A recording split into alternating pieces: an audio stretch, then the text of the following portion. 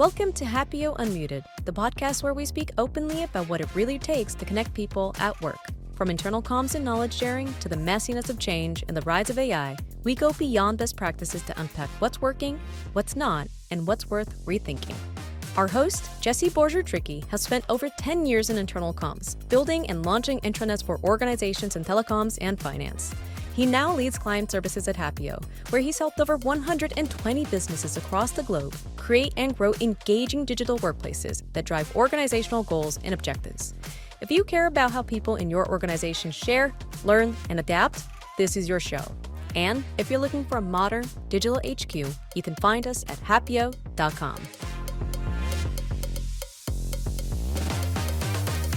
Welcome to Happeo Unmuted, the podcast where we explore the messy, brilliant, and occasionally unfiltered world of internal comms, knowledge sharing, and digital transformation. I'm your host and Happeo's Principal of Client Services, Bourgeault-Trickey. And today, we're going to be talking about why leaders are the ultimate communication channel and how to ensure their audio matches their video. We've got a special guest today, which is Nekolina Lau. Nekolina is the founder and principal consultant at Steeped Strategy Group. I had the pleasure of working with her at ATB Financial when I joined the internal communications team to help implement their new Happeo instance. And Nekolina has over 20 years of experience guiding organizations through complex change and transformations just like that one. She's a true leg up leader who specializes in activating leadership to drive culture. And I'm very happy to have her on the show today. Thanks for joining, Nekolina. Thanks, Jesse. I'm really looking forward to our conversation today. Yeah, me too. Let's jump in with the unmuted moment, shall we? So, what's something in the comms world that's been muted for too long? Well, I think it goes back to the core theme of our conversation today that you mentioned, which is leaders are the primary and most trusted communication in an organization, and this is consistent across organizations. You'd be really hard pressed to find an organization where leaders weren't that primary and most trusted communication channel. And I think it's really important to remember it is the leaders, not the comms department. And so my unmuted element to this is for too long, leaders have allowed themselves to outsource their voice to communication departments. And in many cases, leaders are thinking, if I approve that email or that newsletter or that post, or I read the script that comms drafted for me in the town hall, communication has happened. The reality is employees don't trust the logo or the title. They trust the people behind all of that. And so if a leader isn't actively sharing, if they're not connecting, if they're not engaging, then the strategy fails, no matter how good the slides are or the speaking notes that we provided, the key messages, or how many people view the post. And so, what this really comes down to from a communication perspective is we need to be the advisors. We need to provide here's what's best practice, or here's what I understand. This is what I know about how employees are feeling today, and digging in there. But ultimately, we need leaders to play a more active role in the communication that they're sharing. And we need to be encouraging them to play a more active role in getting involved in the organization. The leader needs to be going to the intranet every day.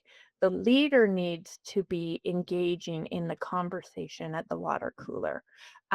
They need to be more open to having conversation, answering questions, engaging in dialogue with employees, because that is when they really understand the pulse and the heartbeat.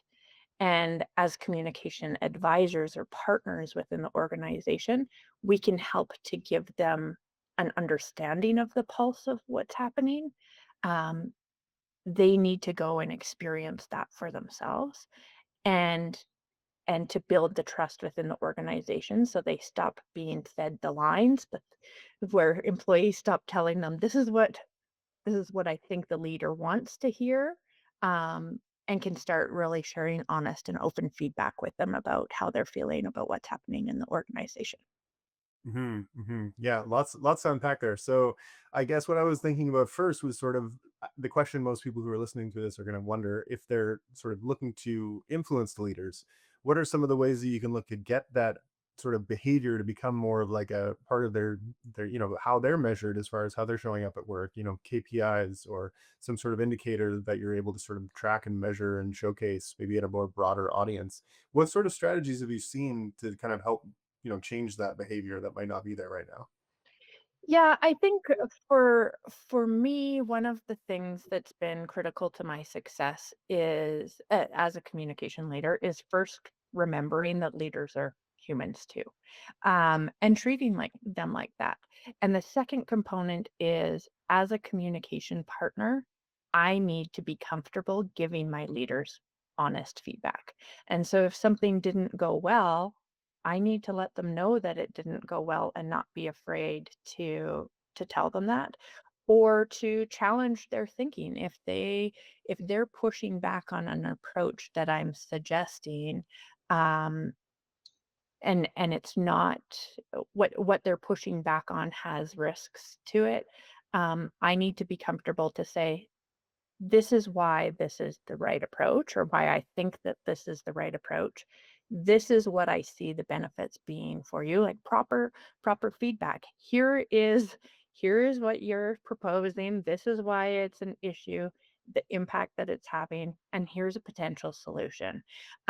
Ultimately, it is up to the leader to make the decision on how they move forward. Um, but if we're not giving them that open and honest feedback, if we're not treating them like humans to begin with, then they also feel like they can't show up as their authentic selves. And so we need to give them permission as a communication team to humanize them and to show up as the full leader that they are, not just the person behind the title. And so an example of that, we rolled out at ATB Happeo instance during COVID, which was a great time. But with that, we had also just shifted to a Google to the Google suite of products. And so we started in the area of the business that I supported to do a weekly business unit all hands meeting with me and the leader. And it was something that we had done before, but during COVID, we're now both um, showing up from home. And and with that, it was an opportunity to humanize the business unit leader at that time. And so he was joining often from his kitchen, and the pantry door was open, and you could see what kind of treats and candy he had. And then during winter, he created an ice rink for his kids in the backyard. And so he shared pictures about that, and he started to grow tomatoes. And so we talked about those human things, um, and how he was moving through, the pandemic, and that brought a different set of questions from our employees and allowed them to engage with him in a different way.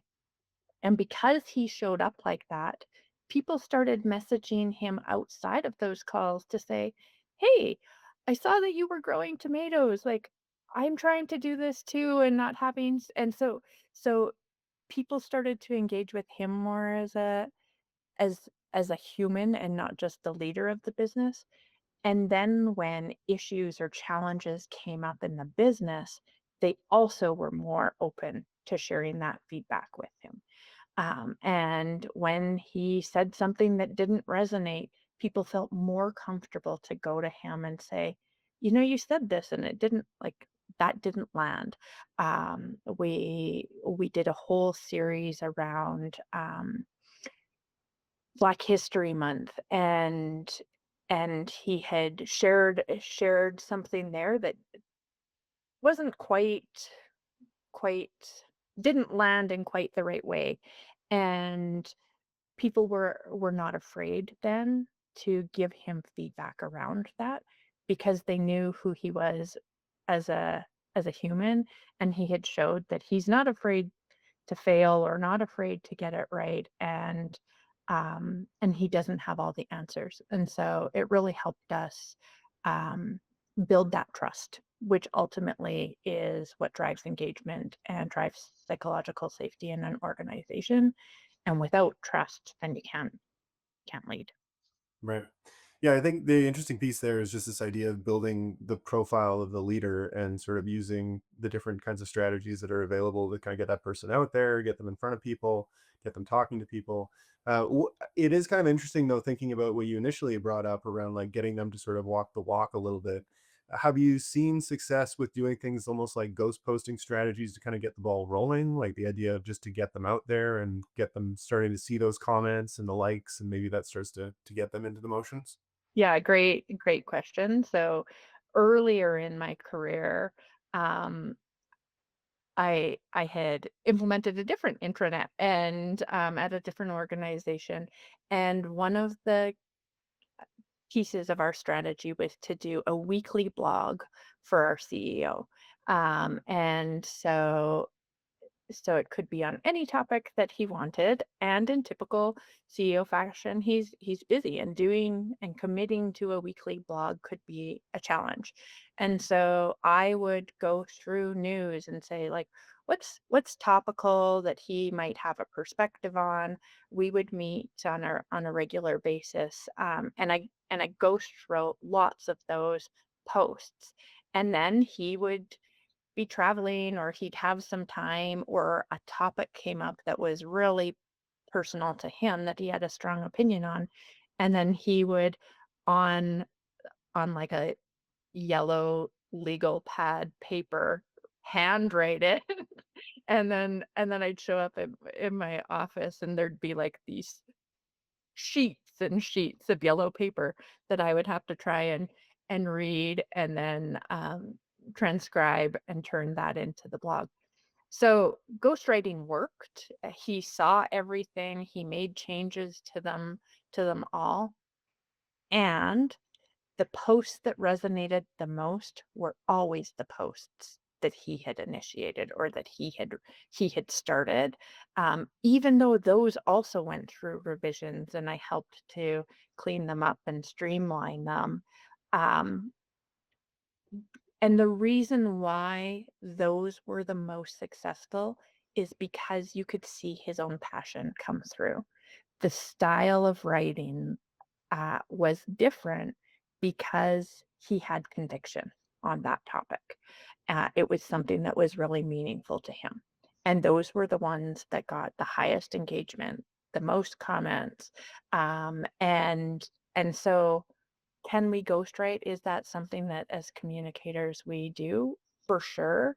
Um, what leaders need to know is people want to know them. They want to know their ideas. They don't want to know my idea. Like, they don't want to know what I think the CEO should care about, or they really want to know what he actually cares about.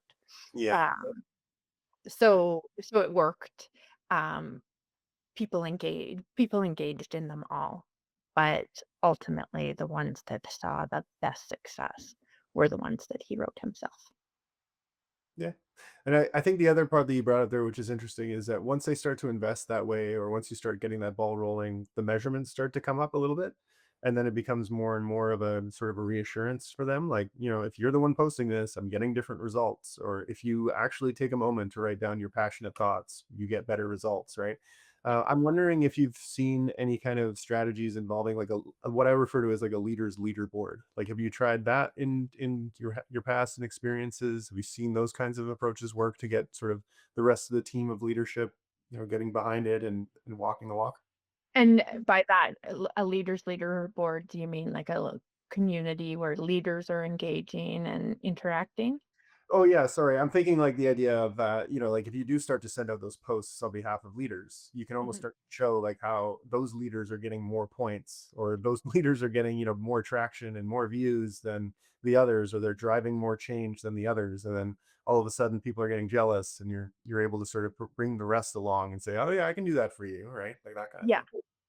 Yeah, for sure. And like I think there's two components to that. Sometimes it's like, oh well, like if I go back to that weekly all hands call that we had. And so it was called the huddle call. And so we had that weekly.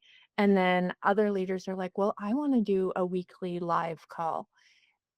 And they were not as comfortable or successful in that channel. So they weren't as comfortable not being fully scripted, right? They wanted a full script before they ever went out to the team, and they wanted to review that script and sort of memorize it before they went on to a live call. They weren't super comfortable answering live questions, like having an open Q&A as part of a call. But they felt like, well, this leader does a live call and they get lots of great engagement and people are connecting with them. And so I need to do that too. The reality is you need to know your strength and your communication partner. If you engage with them as a partner, as an advisor, can help you uncover what is your communication strength? What channels are going to be most appropriate or successful for you as a leader based on your areas of expertise, based on your strengths as a communicator. Some leaders are great writers and so they could do written blog posts. Some some leaders are really great in live Q&A sessions where they don't need those key messages as a crutch for them. They're comfortable and knowledgeable enough to be able to answer questions that are coming in live, or they're also comfortable enough to say, I don't have the answer to that, and I'll get back to you next week.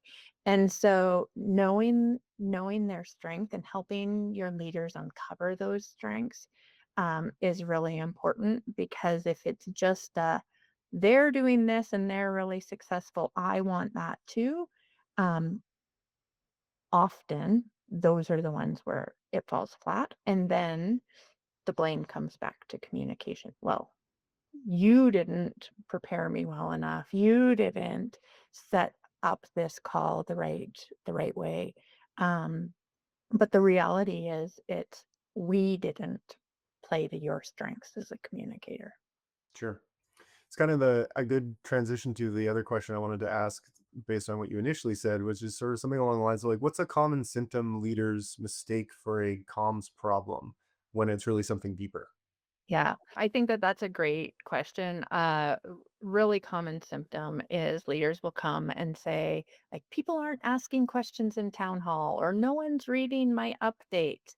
And they often think it's the channel is the problem. Um, and and I think where I have experienced this, um, what I've really seen is silence isn't the lack of email. It's really the lack of psychological safety or the lack of trust. And so you can't fix psychological safety. You can't fix lack of trust with a new intranet feature or with a new, like, just pushing out more comms. More comms isn't the best. It's really about um, how do I create more psychological safety? Part of that goes back to my initial comment, humanizing yourself, showing them what you really think, letting them know that you don't have all of the answers, asking for and really listening to the responses and the feedback that employees are giving, and clarifying what you're hearing. And so when we start to do that, when we start to build trust, to build psychological safety, then we see that communication is really an enabler to engagement, to driving business results. And it's not about how many views did my post get, how many people engaged in my blog or liked it, because that can be um, that can be a false metric. As communication professionals, we're looking at that. We're looking at views. But something that's more telling is, did the behavior change? Mhm. Did they take the action? Are people talking about it at the water cooler? Because I actually don't need to go to the intranet and read the post. Um, if it's something that my leader then is updating me on, they're aware and they bring it up in our one-on-one or they bring it up in our team meeting. It doesn't matter if I was the one who went and put my eyes on the post. What matters is I understand the message. I know what's expected of me, the action that I need to take, and most importantly, I then go and follow through and do that because I'm being held accountable. I know what's expected and then I can follow through and do that. But you're not going to do that without trust, without understanding. Sure. Yeah. You mentioned also the idea of like nobody is reading the updates, and I was kind of curious, like from your point of view, what would you say is sort of the deeper thing going on there if we're seeing that as a symptom? Yeah, I think that goes to knowledge management sometimes or content strategy. Um, we live in an information world now, right? And you are bombarded by messages, both in your personal life and in your professional life. And so often what's happening if people aren't reading the updates, and I would say taking that a step further, and they aren't taking the actions that we're expecting of them, um, that it's because they don't know where to go or because they're feeling overwhelmed by the amount of information. And so, a great example of this is I wake up in the morning and I log into the intranet and I read a post and it says, "Oh, there's a new process change. You need to do X, Y, and Z." And I'm like, "Oh, okay. Well, that's weird because when I go here, it tells me that the process is ABC. And when I talk to my peer who's been here for a really long time, they say, no, this is the way that you should actually do it." And so now where I land is a state of information overload or decision fatigue. Who's right? Because everybody is giving me slightly different information. Everybody has a different key message or different steps. And so I'm overwhelmed. Um, and so the easiest thing for me to do is to not act, to not change my behavior, to not take the steps required because I don't know what's right. And so I think a bigger problem that we have as communication professionals today is um, what are we saying no to communicating, first of all? But then the second part is what guardrails are we creating so that our employees know every time this type of information, I go to this place. It's the source of truth for this type of information. Sometimes that's going to be the intranet. Sometimes it might be a wiki. Sometimes it might be the operating manual. Sometimes it might be my leader. And then when you know, oh, I can always go and get this type of information on the intranet, then I know that I'm always getting the most accurate. And then as communication teams, we need to work with knowledge management teams if they're different, with IT teams if they're different, with operations teams if they're not all connected, to say this type of information is always going here. Who is responsible and accountable for keeping it up to date? And who is responsible and accountable for making sure that that is the source of truth. It's the only place where that information lives, um, because consistency matters to people, and like you not only need trust in your leadership, you need trust in your systems, you need trust in the information that you're getting, um, and that's what's going to make you more productive. It's going to make you drive better results. is going to make you more engaged in the organization that you're working in. Yeah, I think it's an interesting way to think about how to organize the knowledge. First of all, like there's a subtle but important difference of, am I sending out that post, or is it coming from the subject matter expert who's saying, I just went through and updated the documentation. Here's the link to the documentation. Totally different outcome from a visibility standpoint and a trust standpoint, I think, and those kind of Yeah. things, right? And something that lots of communication teams run into is, as the gatekeepers of the communication channels, Hmm. they're the ones, their name is posted um, as the person sending out the information. So on lots of intranets, it was like, who posted this, or who's the page owner of this, who posted this update, and it's Nicolina's name. And so then what happens is, then the organization is coming to Nicolina Sure. for, I have a question about this. I'm not the subject matter expert. Right. I'm not the person who is actually the best to answer these questions. You need to go to Jesse for this, or you need to go to somebody else. But because my name is there, the communication team also has that visibility. And so you see more and more often now where communication is either posting just as a general communication team, or where even better is, who's the right person for this? Who's the subject matter expert for this? And then we're posting on their behalf, or we're getting them to post, because they are the best people. Yeah. And I guess the other piece that you brought there is sort of this idea, when you think about your strategy or your communications plan, is the idea of identifying, like, where are the actual outcomes that we're looking for at a business operational level, right? Like, it's not just the vanity metrics that we need to try to drive with this. So Yeah. And I think that's like, that is the biggest piece, is we actually need leaders and project teams and subject matter experts to care less about how many people looked at my post, how many people are going to the intranet, how many people liked this. Comments are different, right? How many people are commenting, and what are they saying? Mhm. That's a great metric, because it's, was this clear? Do they understand? Where are they struggling? Are they on board with this? Um, but the business metric is really where we want people to care. And then our role as communication advisors, when we're working on projects like that, is to say, what are you really trying to do with this? What does success look like?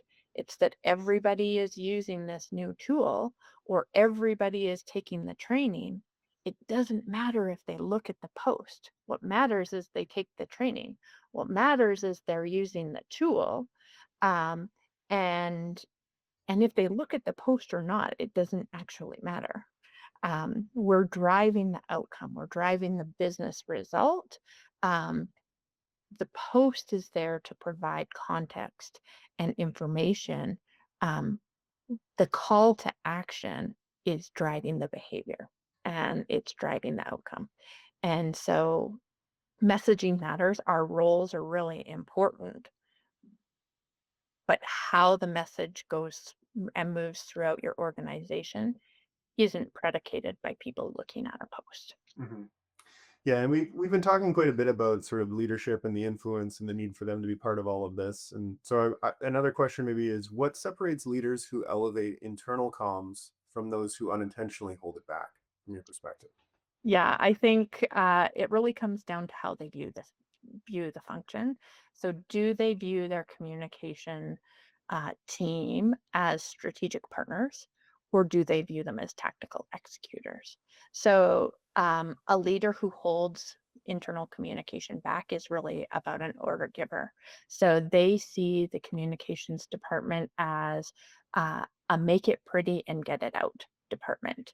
And what this looks like is, they're making the decision in isolation, or they're making a decision at a leadership table uh, that communication is not a part of. And then they hand it over and say, this is the decision, this is the message. We want to send it out in this channel, right? We want to send it out in an email, or we want to talk about this in the town hall. Go do that.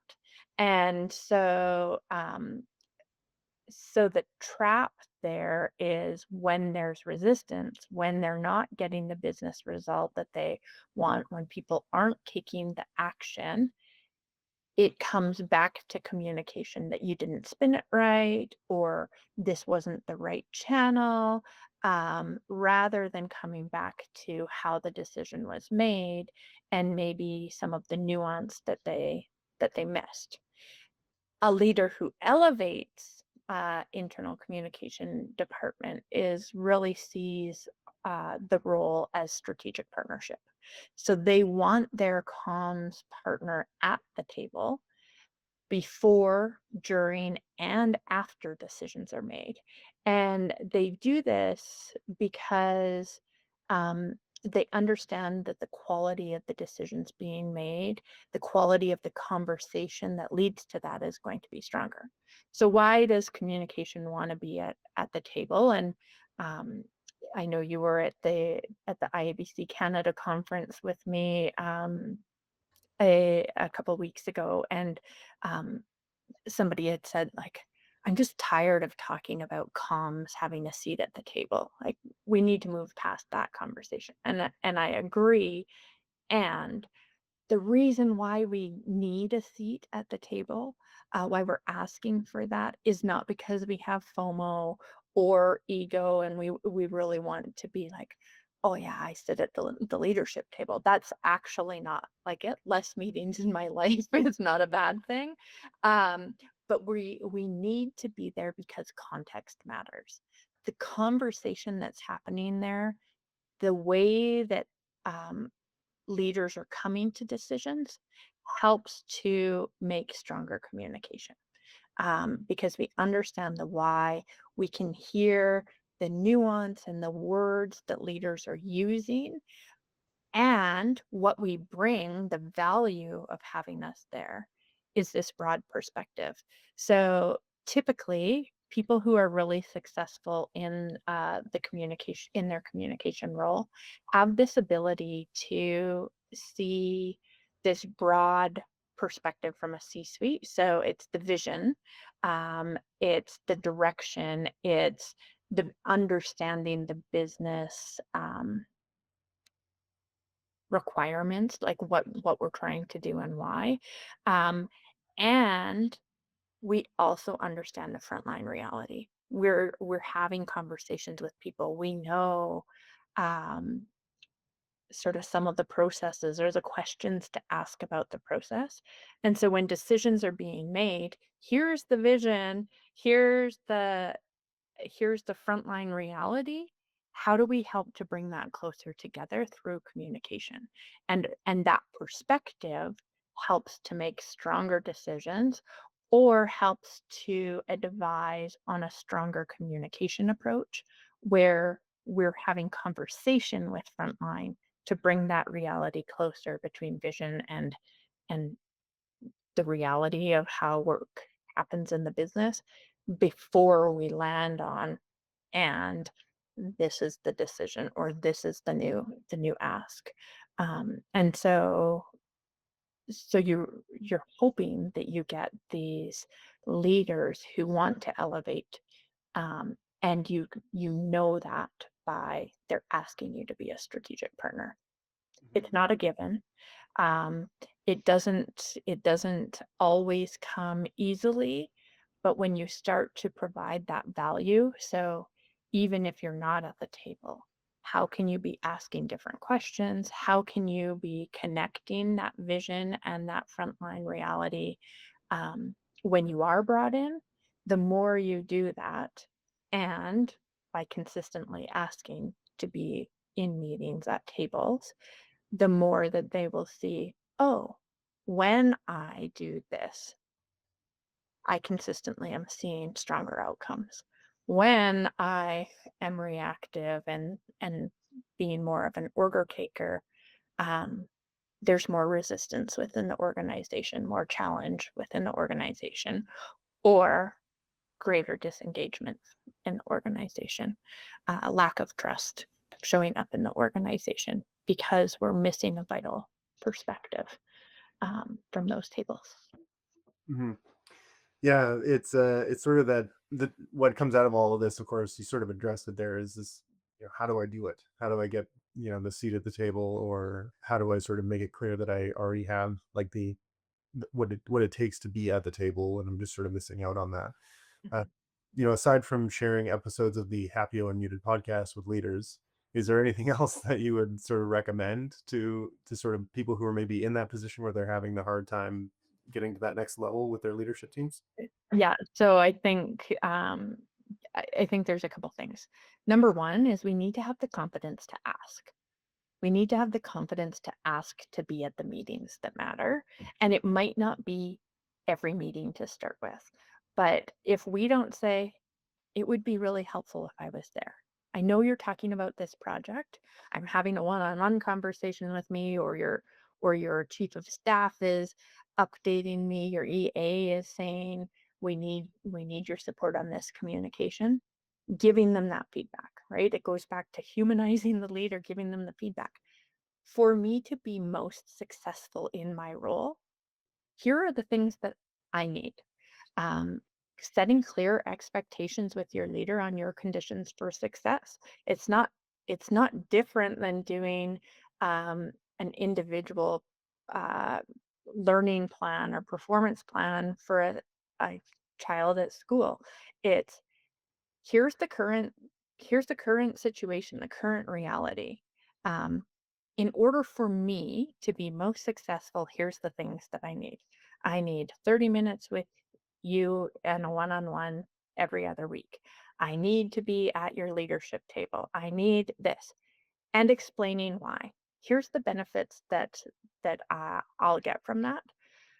But the reason why communication partners or other support function partners are often removed from those leadership tables is because they're not providing value. They're not demonstrating value. And so if you are asking for a seat at a leadership table, you need to be contributing to that leadership table. You need to share perspective and opinions, not just on comms, but on the decisions that are being made. What are you noticing? What are you seeing? What's your thought and perspective on this?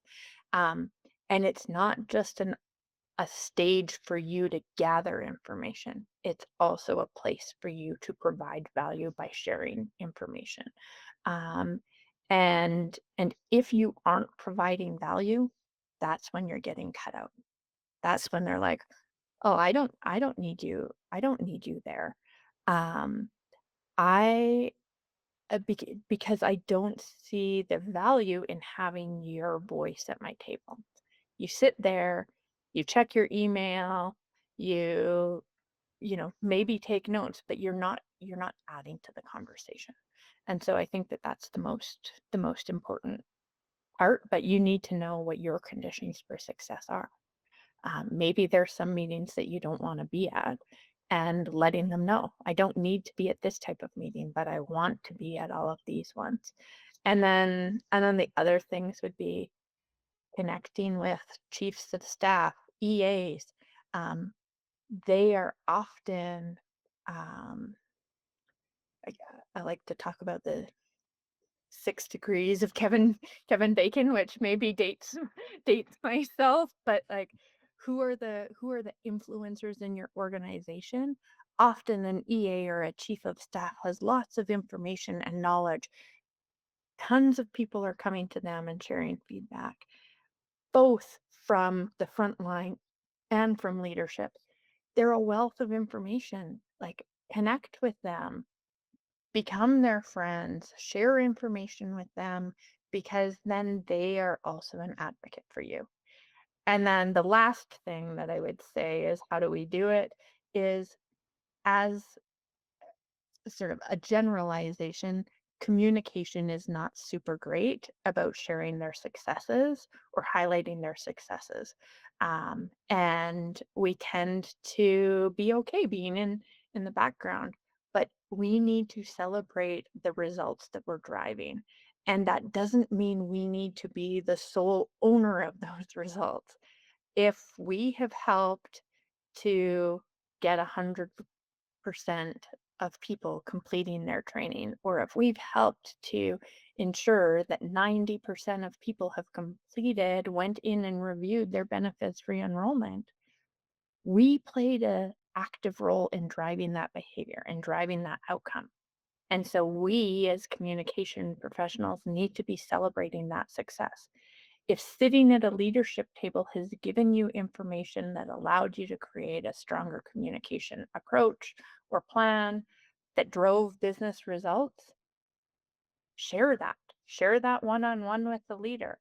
You know, me being in your leadership table gave me this context, which allowed me to do this. And as a result, we brought in an extra $100,000 in revenue for this project. Or as a result, we were able to engage more employees. Letting leaders know that, sharing that on your intranet, sharing that in your departmental meetings, recognizing the people who contributed to your success. Um, we need to brag better about the role that we play in organizations. Yeah, I see So, a lot these days around the idea of like what shouldn't we be doing, and I always tend to think about the idea of like whatever you can't measure is what you probably shouldn't be doing to a large extent. And the language of senior leadership is often measurement and trend. It's mhm, really if you want to talk to them, right? So yeah. And I think and measuring what matters, right? yeah. What matters to the leader, talking about measurement in in ways that matter to them. Mhm. And that's where, and when we talk about views or that, does we're telling leaders this should matter to you instead of us saying what matters to you. And now let me tell you how I'm contributing to what matters to you, how I'm measuring what matters to you. Yeah. Yeah, that's great. Let's shift a little bit because we were also talking about culture before and sort of Mhm. like the way in which leaders can impact culture. I want to think about, I always kind of ask questions about tools. So I was wondering, like, do you think tools can fix culture, or is that just a convenient excuse? Yeah, I think I love a good analogy. So I think tools are like a campfire. Um, it's a place where people can come together and connect. Leaders are the ones that need to bring the visions and the stories. And so leaders have a vision, they have a story. They're telling that around the campfire. They're using the tools to share that. Um, and culture needs to be modeled. People need to be held accountable.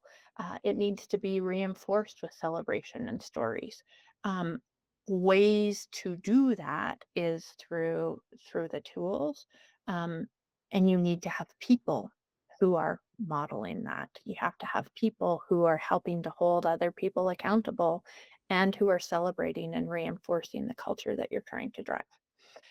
Um, and so I think if it did really come down to tools being able to fix culture, everyone would be using the exact same tools to achieve the same level of success and engagement.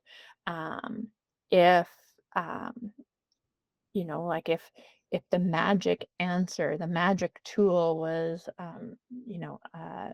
email system, um, sending out a newsletter, if that tool was magic for fixing culture, everybody would have a newsletter and everybody's culture would be awesome. The reality is some organizations have great newsletters that help to drive and propel their culture. Some organizations have a newsletter and their culture is shit. Um, and and so the reality really is you could have the most basic or rudimentary tools and really have a flourishing culture.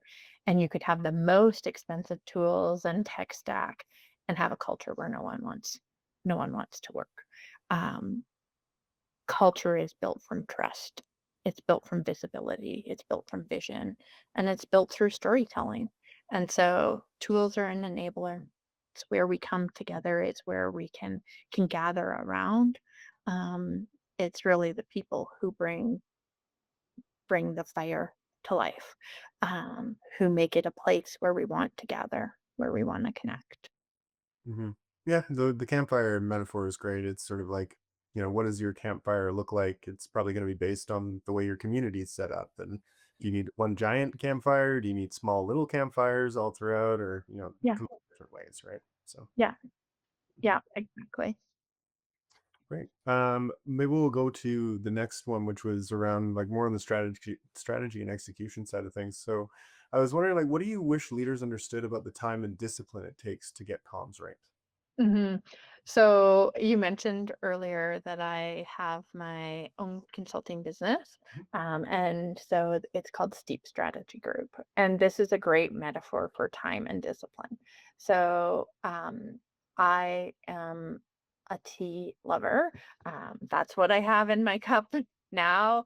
Uh, you would be hard pressed most of the time to find me without a cup of tea, but it takes time, patience, knowledge, and understanding to really infuse the quality and bring out the full strength of tea.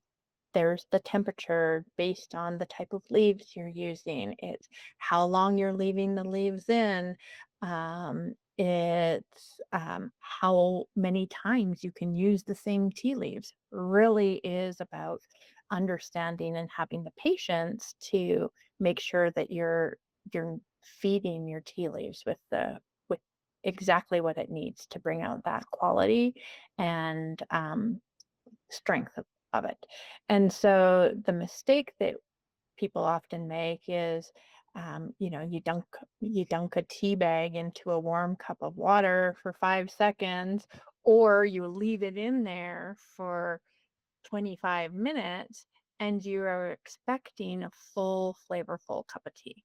Um, Instead, you're getting like maybe colored water, or you're getting really bitter leaves.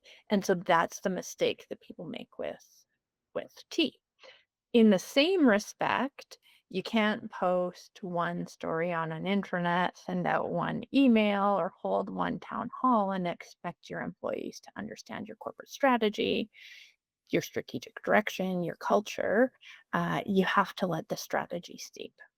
You need consistent signals repeated over time and across channels to change the behavior and infuse your strategy and culture throughout the organization. And so it takes understanding, it takes patience, it takes knowledge of what we're trying to do and who is in our organization to really infuse the quality and the strength, pull out the strength of what we have in our organization. Yeah, I really like the tea metaphor. I don't want to shout out any tea brands really important. But I was kind of thinking about it in the sense of the culture side of things as well, right? Because it's sort of like you can't just sort of force the culture. It has to kind of slowly steep and be built over time in order to kind of really bring out the flavor of it. Yeah. Have you seen any kind of like, again, like thinking back to those things kind of coalescing? Like, have you seen good practices or good tactics to kind of like really sort of get the momentum going around culture as it relates to that, or you know, Mhm. of anything there? Yeah, I think it comes back to leaders, and it comes back to psychological safety and trust, right? And so um often when a culture isn't flourishing, when it's struggling, when employees are disengaged, it's because there's a lack of trust. People are feeling cynical. They've been told one thing, and the reality is they've seen something different. They're told this is the best tea in the world, um, but really somebody's went and cut some grass, or picked picked some flowers and dunked it in, and so it really is that, goes back to trust, goes back to leadership. And so often see in cultures like this is um, leaders are trying to shape a culture and they have hard truths or hard decisions that they need to make, and then they try to soften the blow or they pander to try and make people feel good about where they're working and the current realities of the situation. The consequence is employees can handle the truth, they can handle tough conversations.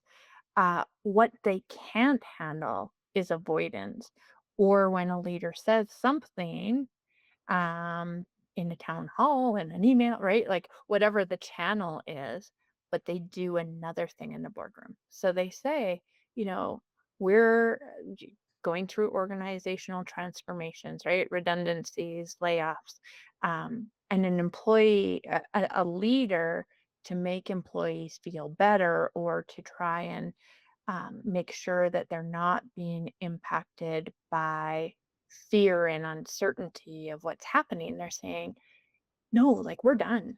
We're done. We're done all the org changes. There's no more layoffs coming. And then 6 months later, the reality changes and they haven't got the business results that they needed and they need to do more layoffs. And so then what employees are seeing is you told us we were done. You told us that this is the organization that we need to move us forward. You gave us this false sense of security, and now you here are making a decision to cut our organization again. And so it's eroding the trust. And it's instead, if a leader said, we're always evaluating our organization and what the structure is to help us get to the business results that we need to drive, to help us move our culture forward. Here is what we need to help get us there. And ultimately, we need to be hitting these milestones in order to continue to move forward.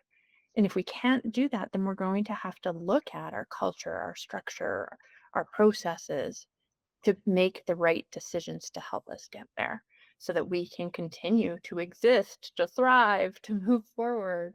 Um, and that makes it easier for people than this false sense of security, or if they've been given that false sense of security, then when they start to hear these messages of soft blow or being pandered to, then they just don't trust them at all. And so transparency, being as transparent as we can. We can't tell our employees everything. It's not always the right time. So being as transparent as we can at that time with that particular audience is really critical. And then bringing them along, having conversation with them, letting them know, like, actually, I don't know if we're done. We need to understand the impact and the reality of what we've just went through. And then we need to come back. But I want to bring you along in this conversation. And I'm committing to you to being as honest and transparent with you as I can. Um, and answering these tough questions with you in the most open way that I can. And then employees are like, "Oh, okay. That's helpful." Right? Now I can make decisions in my personal life or in my professional life based on accurate and truthful and transparent information, and I'm being invited to engage in the conversation. Mhm. Yeah, ideally, it's a great thing to sort of try to bring up and to establish with, less monumental or consequential changes that are happening at the organization. So when you get there, it's totally within the norm of the leader's style to be that way or to sort of act that way and have that kind of outcome. Yeah. But yeah, it's a tough one to kind of get them to come to that realization before they almost have to learn the lesson, right? Yeah, I like to, like I said, I like analogies, but I also come from the banking industry, lots of time spent in the banking industry. And so I like to think about leadership and leaders as having um, a piggy bank, right? And it's their reputational piggy bank. And so when you're transparent and open with people, you're making deposits into your bank. And this happens both for for individual leaders, individual people, but also for organizations. So if you're in external comms, or if you are looking at the reputation of your organization as a whole, this analogy also works. So you share communication, you're a thought leader, you're being open, you're having a town hall, you're sending out a post, you have this multi-channel strategy that's all contributing to building your reputation, and you're making all of these deposits. And then you have to make a difficult decision. You end up in a tricky situation, a crisis situation. Um, and your reputation is taking a hit because of it. So money is coming out. The goal is that you have done the work early on to build up your bank. You have enough deposits in there that when something is hitting the reputation, when the hard decision is being made, the withdrawals that are coming out still are leaving money in your reputational bank, that you're okay. You can recover from that in a faster and easier because you've spent that time to build your bank up front. Mhm. Yeah, that's great. Love the metaphor, and the idea of having these localized metaphors too for the industry you're in is a good thing. Yeah, yeah. Uh, as we and speaking of tricks, what's one thing as we kind of wind things down here? What's one thing internal comms pros can do tomorrow that their future selves will thank them for? Yeah, this is a conversation you and I have had before, and I referred to it a little bit earlier in our conversation today, but it's communication needs to stop being the gatekeepers or trying to control all communication that's happening in an organization. And instead, we need to be setting up frameworks, templates, guardrails that are empowering our employees and our leaders to play an active role in content creation and dissemination. What are we doing to empower them to become content creators or communication channels within the appropriate lanes?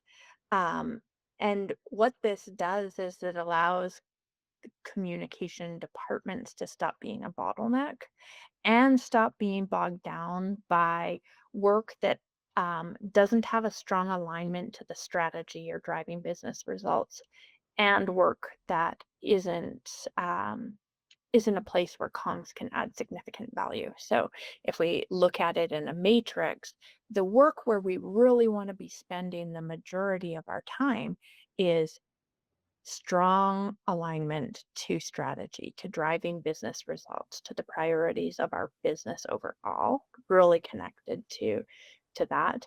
And that comms can add a significant amount of value to. And so that's that top uh, right quadrant.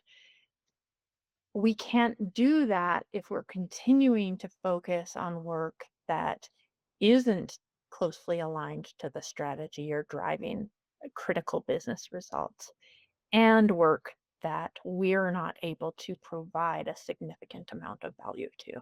So, us just going and posting information on the internet, like, you don't need to pay me my salary to be able to do that. Like, you're not getting the most out of me, my knowledge, my expertise, by having me just being posting things on the internet, me just um, editing an operational communication. And where you are getting value is, I'm helping to advise you on how is this decision going to impact the organization? What questions are people going to have as it relates to our strategy and our culture and driving our business results?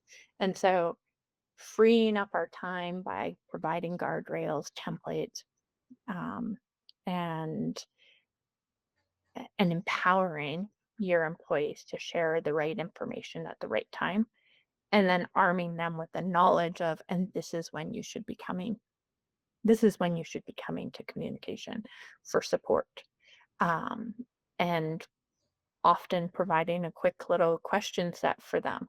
Is this and this true? If so, we're empowering you to go and do it yourself. if it's not true, or if these other things are true, come to us and we're here to support you. Hmm. Yeah, it's definitely an important piece to build up that strategy, and you're going to really you'll end up saving yourself time. It's just that hard initial investment to kind of get the thing stood up. Uh, Going back to metaphors, like you got a leaky roof, you can either keep patching the holes in the roof, or you got to replace that roof at some point, right? So, Yeah. And to replace the roof does mean we've got to stop doing these other things first. And that is the biggest challenge that I think communication teams struggle with. Like, we all want to create a self, like many organizations that I've worked on. Oh yeah, I want to create a self-serve toolkit or template. I want to do this, mhm. but I'm doing all of these other things. And then when when I've worked with teams, when we look at, well, what are all of these other things that we're doing? And it's all of these other things are those things that we're being bogged down by that the template would help us with. Right. And so, how do we have the confidence to tell the organization we need 1 month, right? We need time to readjust our approach or strategy. I'm pulling one resource off of this to help us create this toolkit to build out these templates, to educate the organization on how they can become better communicators themselves. Um, but it takes time, and that means we have to say no to some things to create the capacity to be able to shift our process and our model. And but if we don't know what we're working on, if we don't know where we're spending our time, we also don't know what the right templates or tools are for our organization. Sure. And so it's the comms for comms work, where I think we can really have significant value, and where we're really going to, if we do that today, it's really going to set us up for tomorrow. Yeah, it really should be looked at as an investment. And so if you look at other investments in your organization, maybe it's spending time or maybe it's spending actual dollars to get additional resources, whether they're permanent or temporary, right? To kind of build out that aspect of your business and make it stronger. So Yeah, yeah, right. great. Yeah, just speaking on behalf of the consultants and vendors out there, right? Anyhow, so let's maybe close it off with our reflective send off. So if your career had a tagline, what would it be? Yeah. For me, it would be natural leadership, authenticity unlocked. This is sort of a two-prong response. So Nekolina Lau. My initials are NLAU. Natural leadership, authenticity unlocked. So I like a good anagram, just like I like a good metaphor. But natural leadership, authenticity unlocked also goes back to my business around steep strategy. So you can't rush flavor, just like you can't fake presence. And so, to let your true values steep into your leadership style. And once you unlock that authenticity, everything else, communication, culture, engagement, becomes so much easier. So, as leaders, be afraid to or don't be afraid to remove that mask of my title and how what people might be expecting of me because of my title. Humanize yourself. Don't be afraid to show bits of yourself, personal antidotes, personal stories, um, to help bring people in, to help create trust, to help individuals get to know who you are, because everything else is easier when you have trust. Um, and it brings your credibility, and it helps to create deeper engagement and connection with you. That's great. Maybe we'll call it there for now. So that's it for today's episode. Thanks for joining us today, Nicolina. If you would like to follow, you know, like, give us a comment. Always glad to hear from our listeners. And if you took something valuable from this conversation, please make sure you share it with a leader who's shaping the path forward, because change lands better when the people at the helm lead with clarity, courage, and intention. Until next time, Keep building the kind of communication that makes leadership easier and change a little less daunting. Thanks, everybody. Looking forward to having you on our next episode.